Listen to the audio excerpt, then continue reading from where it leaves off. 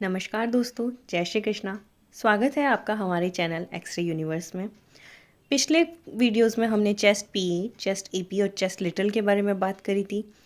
Chest series चल रही है हमारे, इसलिए जो हमारा आज का टॉपिक है वो है चेस्ट ऑब्लिक। तो ऑब्लिक के अंदर हम देखेंगे चेस्ट पीए।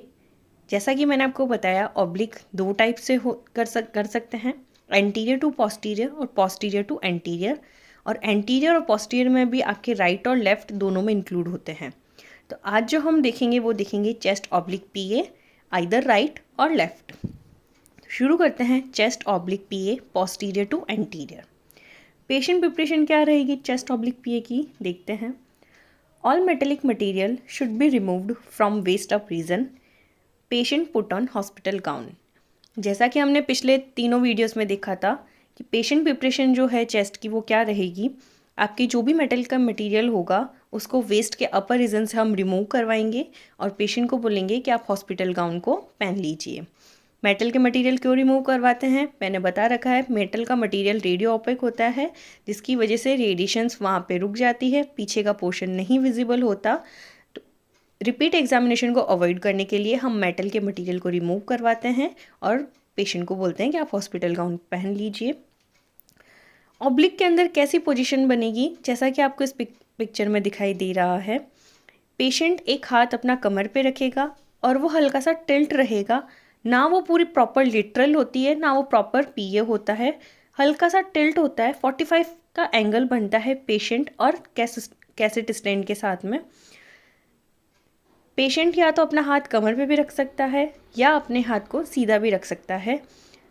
तो क्या रहेगी इसके इंडिकेशंस चेस्ट ऑब्लिक के, देखते हैं। Indication for the confirmation of rib fracture anterior और पोस्टीरियर साइड।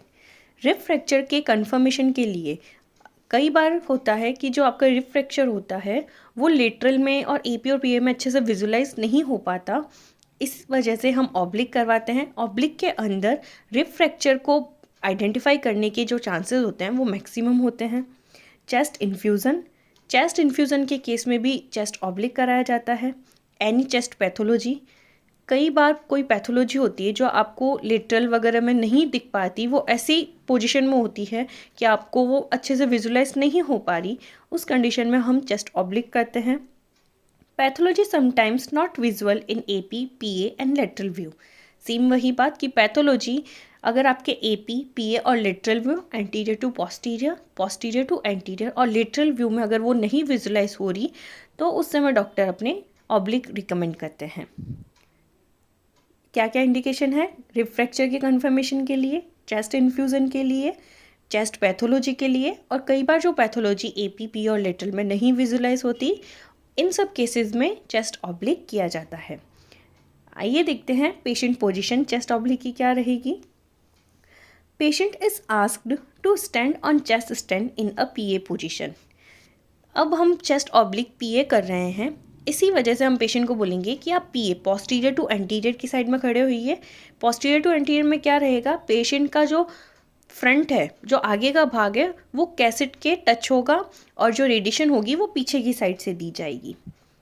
अगर पेशेंट को बोलेंगे, अगर हम चेस्ट ऑब्लिक एपी कर रहे हैं तो पेशेंट की जो कमर वाला पोर्शन है, बैक वाला पोर्शन है, वो कैसेट के टच होगा। Appropriate side cassette is placed in lengthwise position on the chest stand.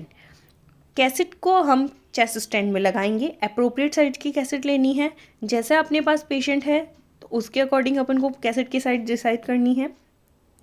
Affected side should remain in centre of the cassette. अब हमें पेशेंट को इस तरीके से खड़ा करना है कि जो अफेक्टेड साइड है, जिस पोर्शन में, जिस साइड में पेशेंट को दिक्कत है, उस पोर्शन को हमें कैसेट के सेंटर पे रखना है। आइदर वो राइट हो सकता है या लेफ़्ट हो सकता है। डॉक्टर रिकमेंड करते हैं कि राइट है या लेफ़्ट है, तो आफ्टर पेशेंट कंफर्मेशन हम पेशेंट को बोलते हैं, अगर उसके राइट में है तो हम राइट पोर्शन को टच करवाएंगे कैसेट के, और अगर लेफ़्ट पोर्शन में अगर प्रॉब्लम है तो हम लेफ़्ट पोर्शन को पेशेंट कैसेट स्टैंड के टच करवाएंगे। Upper end of the cassette should remain 2 inch above the shoulder region. जैसा कि हमने पिछले वीडियोस में भी देखा था, जो हम अपनी कैसेट होगी वो शोल्डर रीजन से 2 इंच ऊपर रखेंगे हम। Affected arm should remain parallel to the body and unaffected arm above the head. जिस साइड में पेशेंट की प्रॉब्लम है, राइट या लेफ़्ट में, तो उस साइड पेशेंट को हम बोलेंगे कि वो साइड आप सीधा रखिए अपने हाथ को, और दूसरे वाले साइड जो अफेक्टेड नहीं है उस हैंड को बोलेंगे कि आप अपने हैंड को सर के ऊपर रख लीजिए। जैसा कि हमने फर्स्ट पिक्चर में देखा था, एक साइड जो अफेक्टेड है, इसमें जो अफेक्टेड साइड है वो तो आपके कमर पे रखा हुआ है, और अनअफेक्टेड साइड है वो आपके ऊपर रखा गया है। या तो आप हाथ को सीधा भी करवा सकते हैं या हाथ को आप कमर पे भी रखवा सकते हैं।